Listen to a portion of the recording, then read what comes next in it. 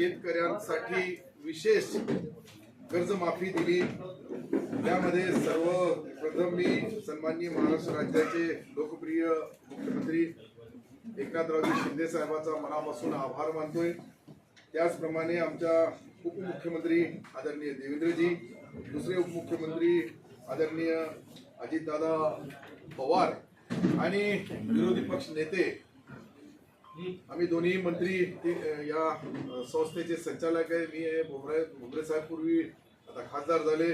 आम्ही सर्वांनी प्रयत्न करून महाराष्ट्र सरकारला एक विनंती केली का आमचा रामकृष्ण जल उपसा जो आहे त्यामध्ये हजारो शेतकरी गुंतलेले आहेत।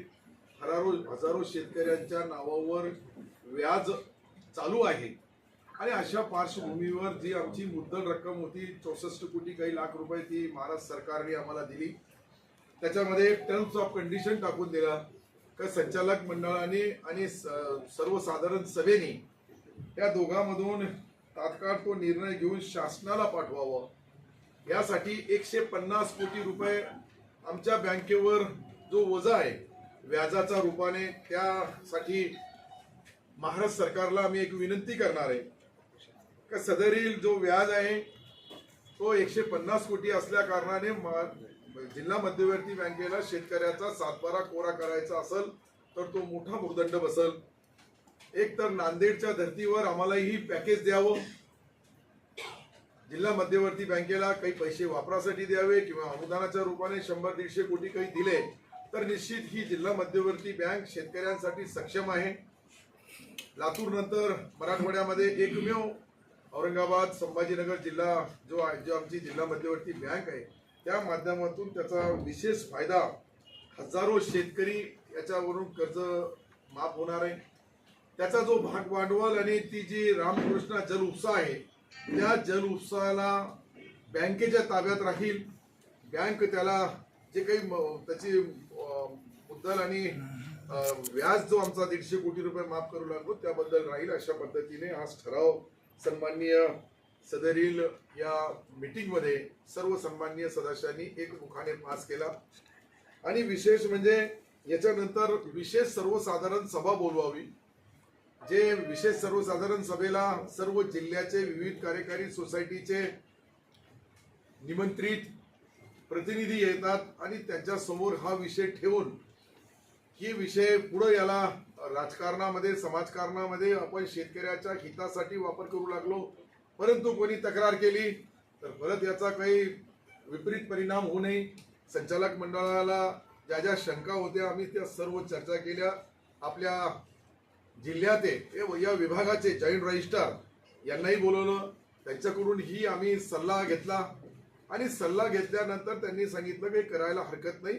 त्या पद्धतीने आज खरं म्हणजे गेल्या 45 वर्षापासून याची मागणी होती, पण 45 वर्षामध्ये अनेक अडचणी आल्या। आज राज्याचे मुख्यमंत्री आदरणीय एकनाथरावजी शिंदे साहेब, देवेंद्रजी आणि अजितदादांनी आम्हाला कॅबिनेटमध्ये मंजुरी दिली। त्याच्यामध्ये जी अट टाकली की बाकीचे उर्वरित पैसे बँकेने माफ करावे किंवा काय करावं तसा खुलासा तात्काळ महाराष्ट्र सरकारला करावा। म्हणून महाराष्ट्र सरकारचा मी कॅबिनेट मंत्री पण आहे, कॅबिनेटमध्ये हा ठराव झालेला आहे।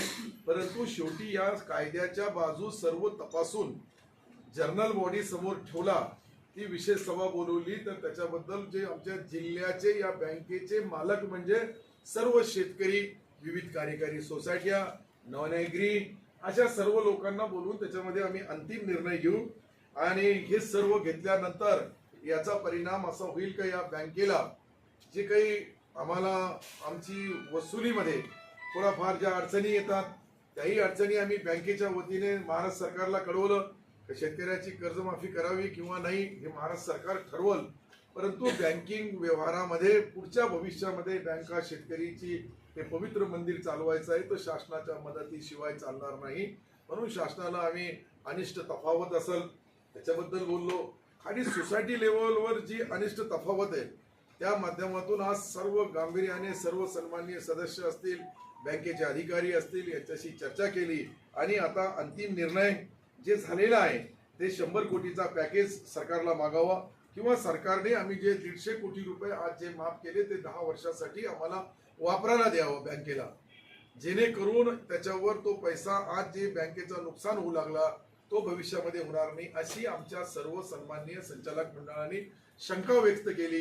हे माफ करायला जिल्हा मध्यवर्ती बँकेला काही हरकत नाही, कारण की शेवटी ते 65 कोटी आलेत आमच्या रुटीनमध्ये येतील आणि ते शेतकरी बांधवाला किंवा आमच्या नॉन ॲग्री या दोघाला वापरायला मिळतील. सरकारी बँक हे शेतकऱ्यांसाठी करतात, तर शेतकऱ्यांसाठी सरकार बी अनुकूल असतो. प्रत्येक वेळेस सरकारने आतापर्यंत जे जे निर्णय घेतले ते शेतकरी बांधवाचा हित लक्षात ठेवूनच घेतले. तर तुम्ही आता बोलताना म्हटलं की वीज बिल माफ करणार सरकार, हो. कुणाचा आणि कसला, आणि सरकारची पॉलिसी तयार झाली का, कधीपासून लागू होणार? बा अजितदादांनी कालच तुम्ही ऐकलं असेल का महाराष्ट्राच्या विधानसभेमध्ये उपमुख्यमंत्री महोदयांनी वित्तमंत्री म्हणून जो आमचा राहिलेला जो बजेट होता त्याच्यामध्ये प्रोव्हिजन करताना 1 हाऊस पॉवर पासून तर 7.5 हाऊस पॉवर्स पर्यंत वीज राहणार नाही, फुकट मिळेल, मोफत मिळेल. बाकीचे जे आकडेवारी आहे, बाकीची आकडेवारी जी आहे जुनी किती आहे, थकीत किती आहे, कशा पद्धतीचे ते आकडेवारी काढू लागले आणि त्याच्याबद्दल मुख्यमंत्री महोदय, दोन्ही उपमुख्यमंत्री महोदय अंतिम निर्णय घेतील. परंतु कालच्या घोषणेचा सर्व शेतकरी बांधवांनी विशेष स्वागत केला. तर पंजाबच्या नंतर कोणता राज्य असेल तर माझ्या माहितीप्रमाणे हे महाराष्ट्र राज्य आहे. त्याला टाइम लिमिट दिलेलं आहे का? टाइम लिमिट दिलेलं आहे का? किती वर्षासाठी राहील माफ? मी आता योजना माफ झाली म्हणजे आता परमनंट पुढच्या भविष्यामध्ये शेतकऱ्याला 7.5च्या मोटर पर्यंत कोणताही बिल भरायची गरज राहणार नाही. तुम्ही ज्या योजनेचा उल्लेख केला लाडली बहीण योजना, त्याच्यामध्ये 5 एकरपेक्षा जास्त जमीन असेल तर लाभ मिळणार नाही. ज्यांना संजय गांधी निराधार योजनेचा लाभ मिळतो त्यांना या योजनेचा लाभ मिळणार नाही. श्रावणबाळ योजनेचा ज्यांना लाभ आहे त्याला सुद्धा मिळणार नाही. मग ह्याच ज्यांना फ्री गरज आहे त्यांनाच या योजनेचा लाभ मिळणार नाही. त्यांनाही आपण 500 रुपये वाढवले, 1000चे 1500 केले. हे 1500 जे लाडली बहीण ही योजना काढली त्याच्यावर अशी शंका तकलीफमध्येही काही लोकांनी व्यक्त केली तर त्यांनाही याच्यामध्ये समाविष्ट करा. परंतु सरकारने आता जो निर्णय घेतलेला आहे या निर्णयामध्ये एकच व्यक्ती 2 लाभ घेऊ शकत नाही असं त्याच्या पाठीमागचं धोरण आहे. परंतु याच्यावर बी सन्माननीय मुख्यमंत्री उपमुख्यमंत्री महोदय अंतिम निर्णय आता घेताना शेवटी कसं आहे, पहिला जो काही घ्यायचा आहे तो समोर ठेवूनच तुम्हाला प्रत्येक बहिणीला समजा 1500 रुपये द्यायचे आहे, दुसऱ्या बहिणीला एक योजनेमध्ये देत असेल तर दुसऱ्या योजनेमध्ये त्याला घेता येणार नाही. जे काही सदर आहे ज्यांच्याकडे पैसा आहे, ज्यांच्याकडे उत्पन्न आहे, जे काही उत्पन्न कमवतात अशा व्यक्तीला त्याच्यामधून साहेब, अल्पसंख्याकांसाठी एक निर्णय घेतला कालच्या बजेटमध्ये. अल्पसंख्याकांसाठी आपण खूप प्रयत्न केला होता तरी बजेट कमी देण्यात आला. त्याचा महाविकास आघाडीला मुस्लिम समाजाने वोटिंग केलं म्हणून बजेट कमी देण्यात आला असं त्यांचं म्हणणं आहे. काय मी आपल्याला स्पष्ट शब्दामध्ये बोलतो ते यासाठी मी बोलू लागलो का अल्पसंख्याक समाजाला देश स्वतंत्र झाल्यापासून, राज्याची निर्मिती झाल्यापासून शिंदे सरकार, देवेंद्रजींचा सरकार, अजितदादाचा सरकार यांनी जितके पैसे दिले माझ्या माहितीप्रमाणे आतापर्यंत कोणीही दिले नाही. आता तुम्ही पहा 2 दिवसानंतर परत येणार आहे. आमची कशी ही रेग्युलर मागणीची घोषणा झाली, आता पुरवणी मागण्याची मान्यता होती. पुरवणी मागण्यामध्ये मायनॉरिटीला पैसे देण्यासाठी त्यांनी कोणत्याही गोष्टीला नाही म्हणले नाही. मुख्यमंत्री, दोन्ही मुख्यमंत्री महोदयांनी माझ्याशी चर्चा केली, मी त्यांच्याशी चर्चा केली आणि मायनॉरिटीला कधी नव्हे इतका पैसा तुम्हाला या 15 दिवसाच्या आत मिळणार आहे. अजितदादांनी दिला. याचाही तुलनात्मक आपण अभ्यास करा ना का राज्याला ज्या वेळेस मुस्लिम समाजाला न्याय देताना हे सरकार हिंदुत्ववादी आहे, मी त्याला मानतोय की हिंदुत्ववादी आहे, त्याच्यामध्ये कोणाला बोलायला शंका नाही. परंतु त्यांनी आमच्या समाजावर बी अन्याय केला नाही याच्यासाठी मी त्यांचा अभिनंदनाचा ठराव तिथे बी घेतला. आणि काळजी घ्यायला पाहिजे, ज्या सरकारने आम्हाला मदत केली, एखादा विशेष नेता आमचा समाजाची मागणी करत असेल तर मी त्याचं अभिनंदन करणं हे चूक नाहीये. पण काही जे खडखड करू लागले खरबूजा त्याचं मी उत्तर देईल. सीधा सीधा आहे, हमारा कोई भी होगा, 8 रत्न है अभी. जिल्ह्याचाच पालकमंत्री एवढं तर मला तर वाटतं की जिल्ह्याचाच करायला पाहिजे. आपका हो गया सब. अरे बात तो करने देते जाओ ना यार प्रॉपर. और कितने दिन बचे? 100 दिन. हा जो पालकमंत्री बी 100 दिवसाचा राहणार आहे. सरकारचा कार्यकाळ फक्त 100 दिवसाचा राहिलेला आहे. पुढच्यासाठी आम्ही पुन्हा येऊ. पण मंत्रिमंडळ विस्तार झाला तर पुन्हा एक जण रेस मध्ये येईल ना पालकमंत्री. रेस मध्ये ऐका ना, कोणाला द्यायचं कोणाला नाही द्यायचं हे सर्व मुख्यमंत्री ठरवतात. विस्ताराची आणि- शक्यता वाटते का तुम्हाला? मला ते बी मुख्यमंत्रीच ठरवतात. तर मला आपल्याकडे कोर्ट शिवून बसलेले काही लोक आहेत. पण तुम्हाला म्हणायची इच्छा आहे. कशी इच्छा राहणार नाही. हा ना तर बाबा इच्छा आहे. कधी असलं तर मी इच्छित नाही. हार की हार हा यार इच्छा कशी राहणार नाही, नाही. मला आता पालकमंत्री होण्याची बी इच्छा नाही. सत्तर साहेब तुमची इच्छा व्यक्त करतात पण काही लोकांनी अनेक वर्षापासून कोर्ट शिवून घेतलेले आहेत. त्यांची इच्छा कधी का? मी याच्याबद्दल बोलणं उचित होणार नाही. बोला पुढचा. तुमचं असं आहे सर, तुम्ही की कोट शिवला का? तुम्हाला राजकारणातलं सत्ता समीकरणातलं वारं गळतो. वारं बरोबर लक्षात आल्यानंतर तुम्ही तिकडे कार्यक्रम मी तुम्ही करता. विधानसभेच्या आताचं नंतर वारं टोपी काय काढाल. आहे? तुमचं कार्यक्रम भविष्यात काय असणार आहे? ते पण सांगा ना जरा. मी काय बोलला लागलो? काँग्रेसमध्ये जाण्याची शक्यता आहे असं एक लक्षात घ्या, माझा स्टेटमेंट मी स्पष्ट दिलेला होता, आताही देतो, तुम्हाला लागला तो रिपीट करतोय. जोपर्यंत एकनाथ शिंदे साहेबांचा विश्वास अब्दुल सत्तारवर आहे तोपर्यंत धनुष्यबाण मला 101% माझी निशाणी आहे. या दिवशी मुख्यमंत्र्यांनी मला सांगितलं की सत्तार भाई तुमच्याकडून आमच्या अपेक्षा अशा होत्या, तुम्ही असं नाही केलं तसं नाही केलं, ऐकून तर घ्या. हा. त्यावेळेस माझा करार संपून जाईल. पण प्रासंगिकरण म्हणतात दुसरं मनोज जरांगेचं तुमचं फार जमायला लागलं असेल तुमच्या नाही, नाही, नाही, हा, हा, मी बी बोलतो तुम्हाला नवीन त्याच्याबद्दल- समीकरण काही येतंय का? त्याच्याबद्दल बी मी तुम्हाला खुलासा करतो. मला एक कळत नाही का मनोज जरांगे पाटील साहेबांचा स्वागत करणे, त्यांचा अभिनंदनाचा ठराव मुसलमानांनी घेणं हे पाप आहे का? आणि हा गुन्हा असेल तर मी रोज करल आणि जिल्ह्यात जिल्ह्यात जाऊन करल असं नाही. त्यांनी आमच्या समाजाच्या बद्दल चांगल्या भावना जरांगे पाटील साहेबांनी व्यक्त केल्या. आम्ही त्यांचा सत्कार केला, स्वागत केलं. दुसऱ्याचा पोट दुखण्याचा खडकूछाप लोक टकटक करू लागले, त्यांचा काही प्रश्नच नाही याच्यामध्ये.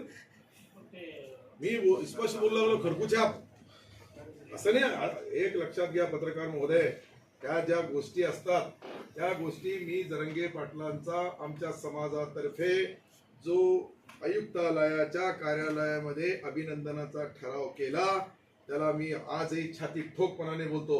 आणि जरांगे पाटील साहेबांचा ठराव घेण्यामध्ये कोणाचा पोट दुखत असेल तर त्यांनी माझ्या समोर मैदानामध्ये यावं.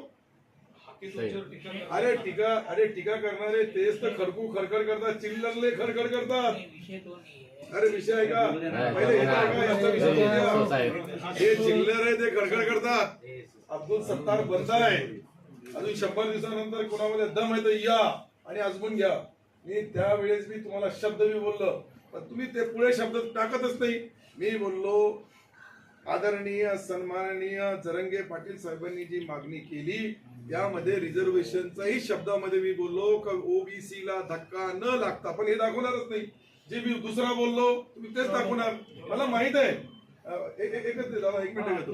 तर मी माझ्या वेळेस प्रत्येक वेळेस तुम्ही सन्माननीय पुरे पत्रकार त्याला साक्षी आहे का मी बोललो ओबीसी ला धक्का न लागता त्यांनाही दिलं. मुसलमान समाजाला उच्च न्यायालयाने शिक्षणामध्ये जे मंजूर केलं ते द्या. ते बोलत असेल तर मग त्यांचं मी अभिनंदन करणं पाप आहे का? आणि हे पाप असेल तर मी रोज करेल. मी बोलू लागलो मला काय फाशी कोणी देईल मी ते जरावे जायला तयार आहे, परंतु मी कोणत्याही राजकीय भावनेने त्यांचा अभिनंदनाचा ठराव महाराष्ट्राचे सर्व लोक त्या आयुक्तालयाचा मुसलमान जबाबदार हिंदू जबाबदार तिथे होते त्याच्यामध्ये ओपन केला. पण त्याच्यामध्ये करताना मी दुसरा काही बोललो का ओबीसी वर अन्याय करा? बिलकुल नाही.